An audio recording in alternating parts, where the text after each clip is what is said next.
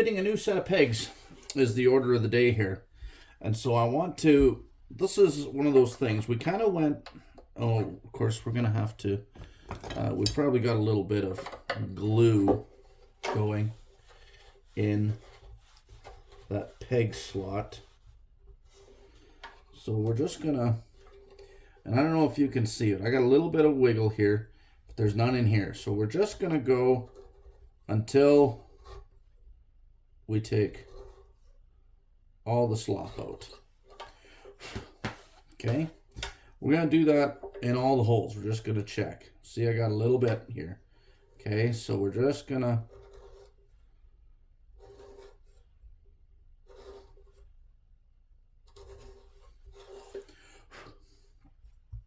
do that for everything. We're basically just cleaning the holes up a little bit.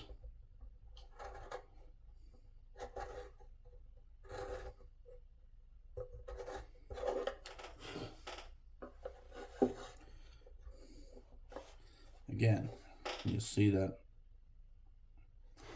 bit of slop there. So let's just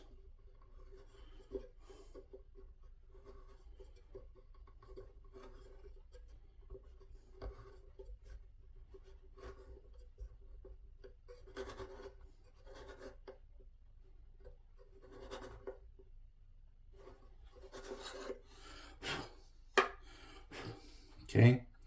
And you can see here where we actually had to deepen the scroll a little bit because the strings weren't allowed to wrap. They were actually binding. That would create just undue stress on those peg holes and the pegs and everything. Okay, so we've kind of just cleaned everything up to the minimum tolerance here. We're just going to put these pegs in and see where they come to. They all look like they're pretty even, actually. This side goes just a little deeper than the other side. We want to measure. Where's my good little ruler? I feel like I've used it over here. There it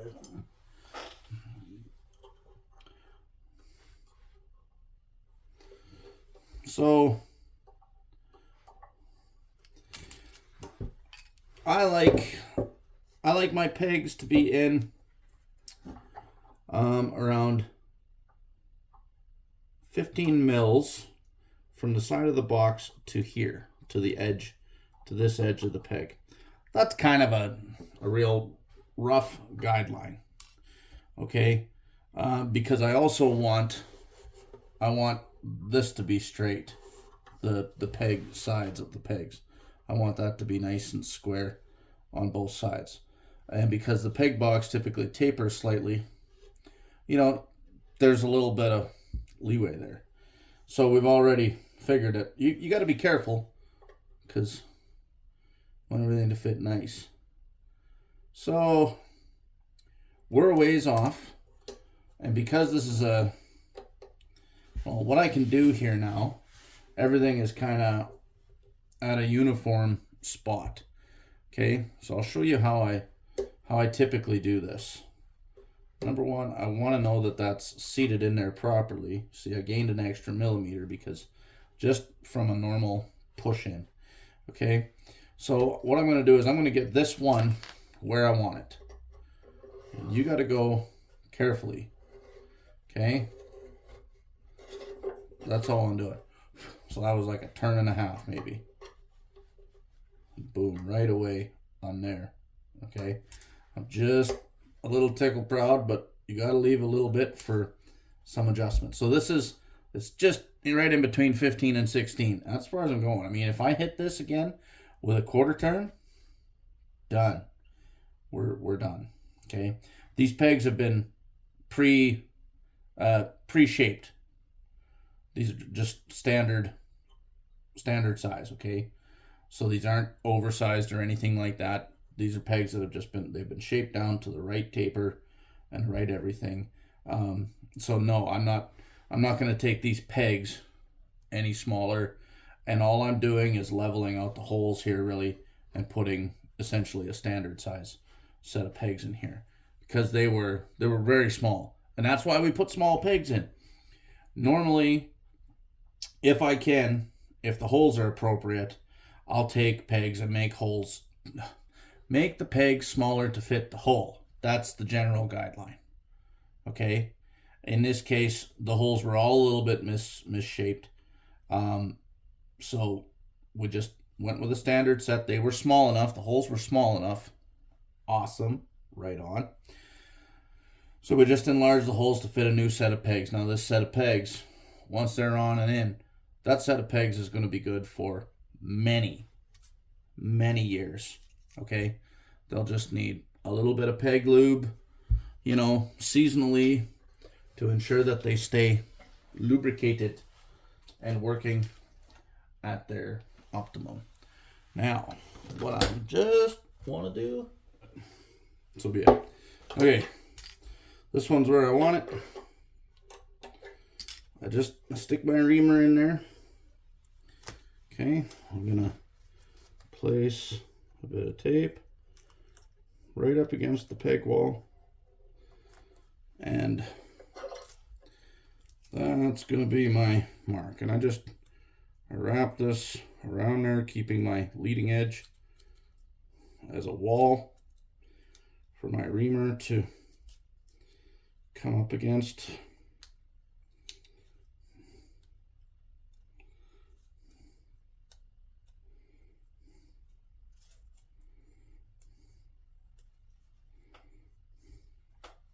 Okay, now I have a nice wall. And I'm only going to take that, to see how much I've got there, maybe 5 mils. I'm just going to take that just till that tape barely touches.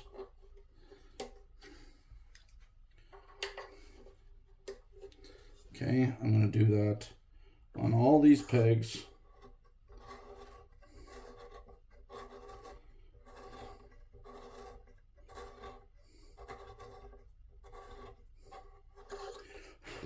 So that was like 3.5 full turns there. This side was a little bigger. It was closer, like 8-9 mils. So that's 1.5, 2.5 turns. You gotta be so careful.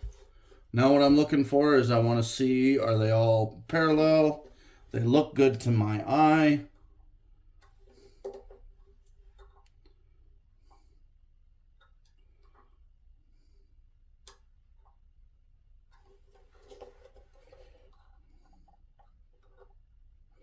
And in fact, they're all good. They're all within 0.5 millimeter. We're splitting hairs. Okay? There we go. Take a knife. One slit. Tape is off. My reamer is, again, whole and ready to go. We need to get the right length on them, and then we need to dome them a little bit.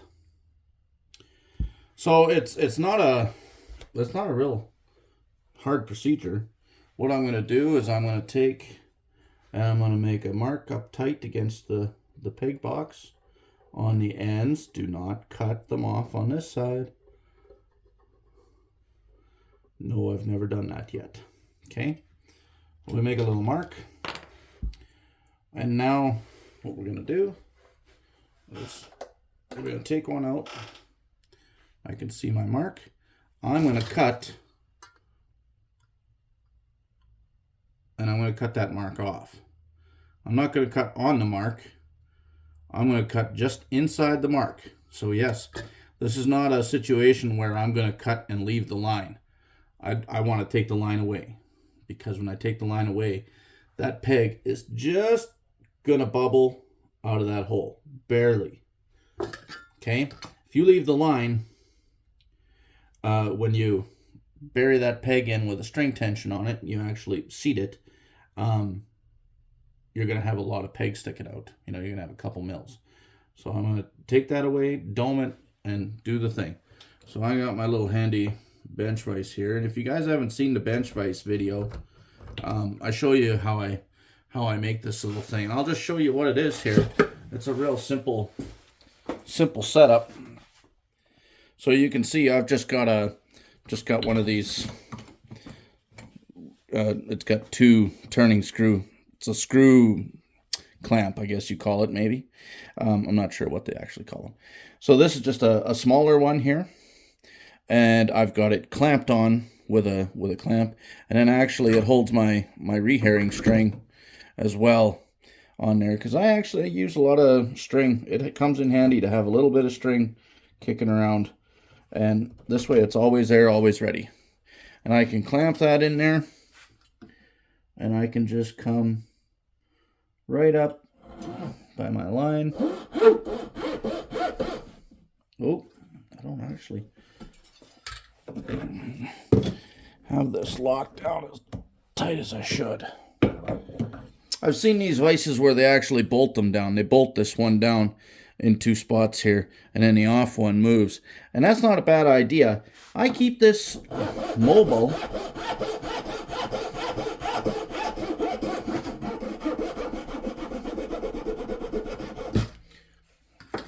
because I take this with me when I go on site and do rehairs.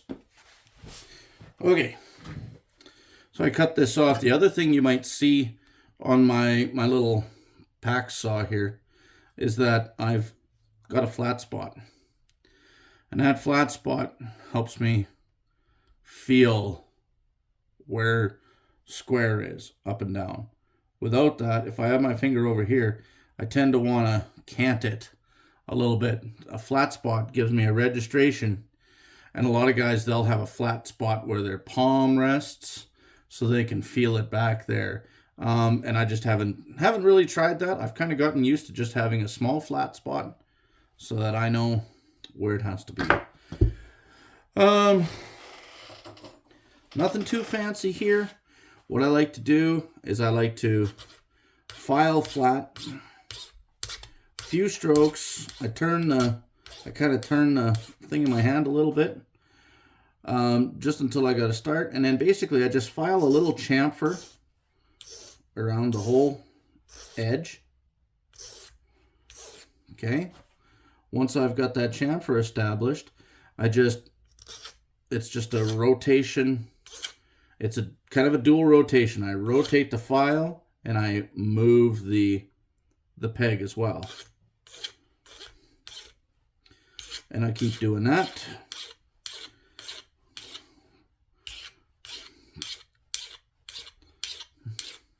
And basically I'm doing that just until the hard lines are gone. Okay? And I'm not putting a great big rounded dome. There's still basically a flat spot there, but there is a slight dome to it. Okay? And then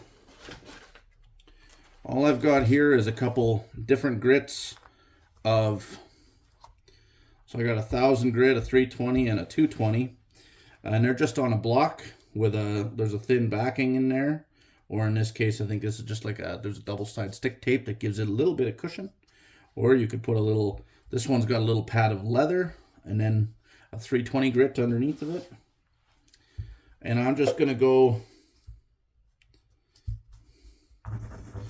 So I'm working in circles, I'm working that chamfer, okay? And I'm constantly turning it to keep that dome. Never running straight in one, always a circle.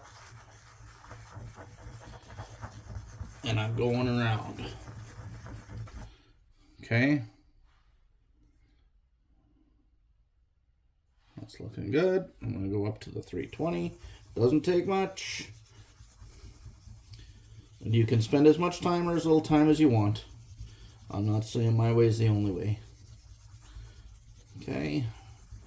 I'll spend a little more time on this 320. Because it's got that leather back, so. Okay, you can see we're starting to get a little shine to it there. And then, no real magic to it, just stropping it on this 1000 grit here. And yeah, just one of these foam sanders. They're pretty handy. I've got a bunch of these, but they do they do give after a while. But I mean, I've probably put in 20 sets of pegs with this system. Okay, and then I'm gonna rub it on my denim apron. That really seems to buff it up. And I can do it on my leg. Just get a little thigh into it, and there you go. There is a little dome.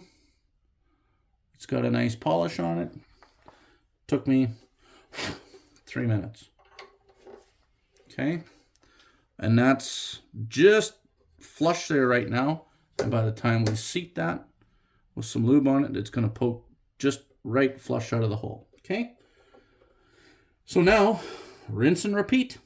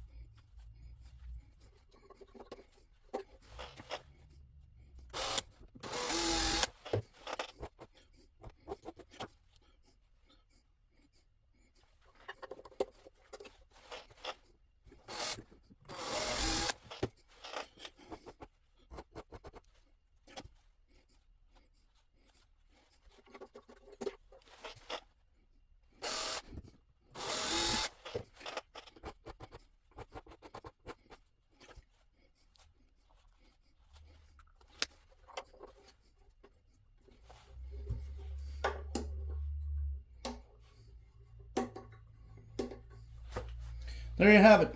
You got a set of pegs. And this is what I like. Just that little creak, but they're smooth enough when you just need to. So there's your set of pegs. Boom.